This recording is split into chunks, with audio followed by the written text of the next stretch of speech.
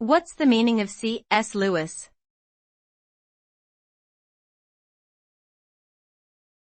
C.S. Lewis.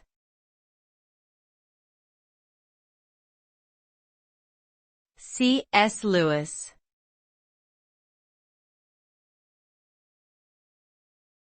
C.S. Lewis.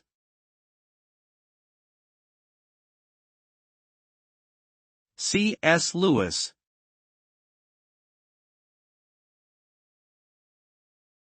C.S. Lewis refers to Clive Staples Lewis, a British writer and scholar famous for his works of fiction, non-fiction, and Christian apologetic. He is best known for his series of books, The Chronicles of Narnia. Lewis was also a professor at the University of Oxford and a close friend of J.R.R. Tolkien. His literary contributions have had a significant impact on both popular and academic culture. Overall, C.S. Lewis is widely regarded as one of the most influential writers of the 20th century.